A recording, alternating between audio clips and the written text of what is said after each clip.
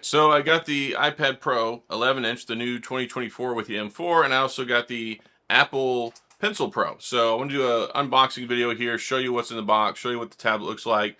I'll get it set up and do a little bit of discussion on it, but it just came out today, so if you've been interested in it, well, I've got it, and let's see what it's all about.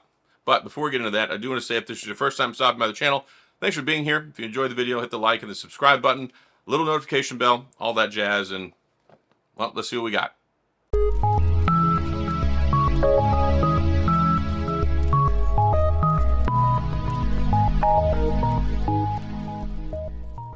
Well, here we have the brand new 2024 iPad Pro. This is the 512 gigabyte model in the space black. Yep, space black. And I got it today, just came out, and just a quick little unboxing to take a look at it. So currently I have a 2021 MacBook iPad Pro with the M1, but it's a 12.9-inch model, and I really don't like, one, how big it is, and two, I only have the 128 gigabyte model. So I thought I'd go ahead and try this out because I want to see how the M4 handles video editing, and they've had those new updates with the Final Cut Pro, I think 2, and some other stuff for iPads. So yeah, here we go. So this is what it looks like. You can see, of course, there's a change with the camera module here. We only have one camera, and this thing is crazy, crazy thin. It's super light and crazy thin, and I'm really happy about that because the one I have is heavy and it's gigantic. Even just shaving off some of the weight and making it thinner, even with the 13-inch model, should make it nicer, but I wanted to go ahead and try this out. So here we have that, and we'll see what else is in the box here. It's nice. You get the color-coordinated braided charging cable. I wish they'd give us color-coordinated bricks, but that would be too much to ask. So it does have a charging brick, which is nice. Can't complain about that too much. A nice charging cable. And then let's see what's in here. Basically two completely worthless pieces of paper. So there's that. No stickers. I think I heard they're not giving out the stickers anymore. I don't know. Maybe that's true or not. And here's the new Apple Pencil Pro. And one of the things that pissed me off about the new iPad stuff is that the Apple Pencil Generation 2 doesn't work with this, but the Apple Pencil Pro doesn't work with the previous generation iPad Pros. Classic cash grab move by Apple. Of course, I understand because they changed the charging port and moved some stuff around with the orientation of the camera. So anyway, useless Apple Pencil documentation. And then here's the new Apple Pencil Pro. And they really don't want you to get the paper off of this one. So, yep, there we go. New Apple Pencil Pro. And you can get this engraved.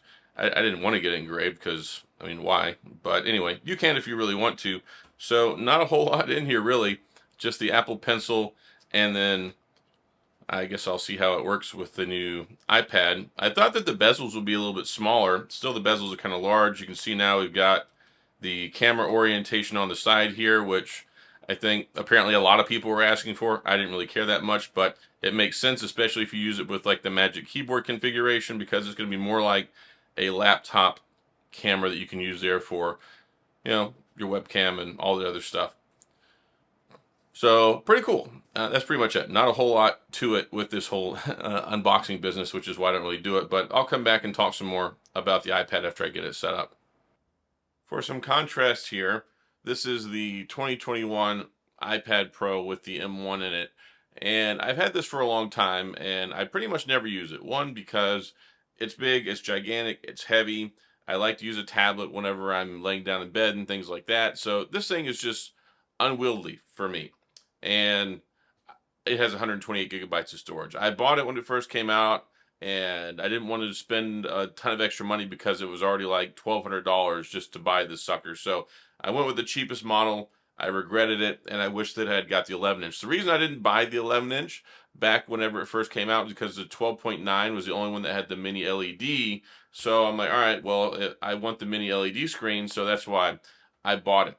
Now, I have to say, one thing I'm super, super happy about, the 11-inch 2024 iPad Pro is so much lighter. It's so much lighter, and it's thinner.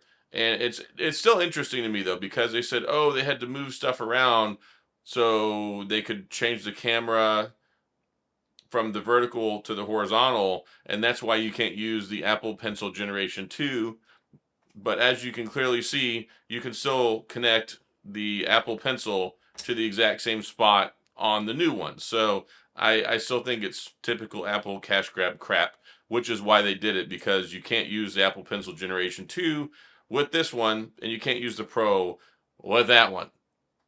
So, whatever. Anyway, that's just me. So, I'm very, very happy about the size of this. I like 11-inch tablets. Even when I get the Samsung tablets, I always get the smallest version. I have the Tab S9, not the Plus, not the Ultra.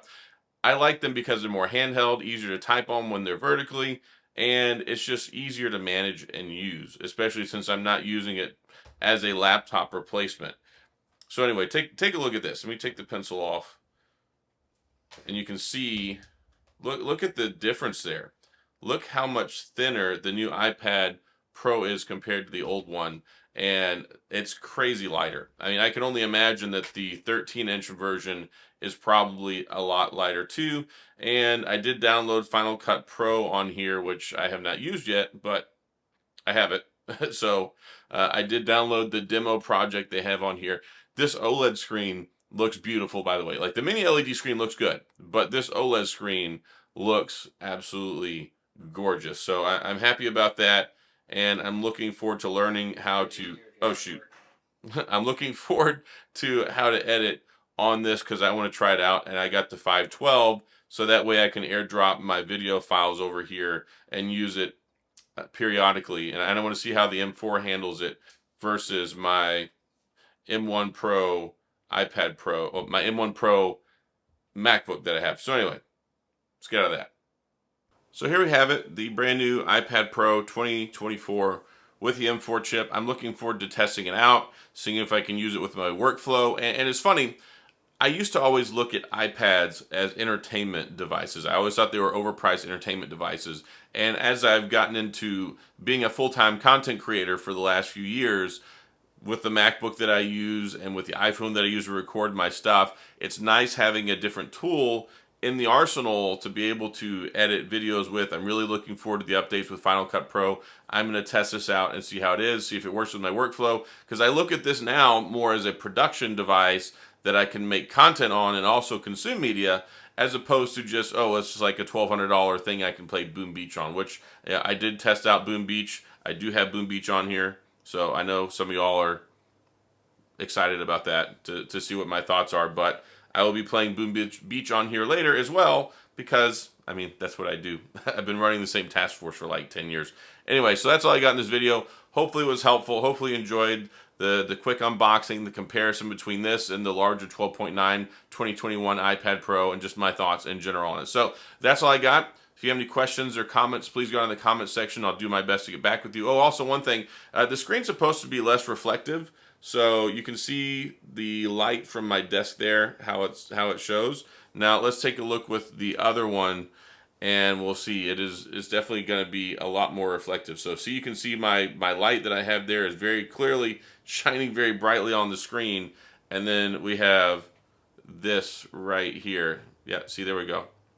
Very, very big difference. So anyway, that's all I got. Like I said, if you have any questions, go to the comment section. If you enjoyed the video, found this helpful, want to see more content on Apple products, and let me know, and we'll see if we can go from there. But hit the like and the subscribe button, little notification bell. As always, thanks for being here. I appreciate you watching, and I'll see you guys next time.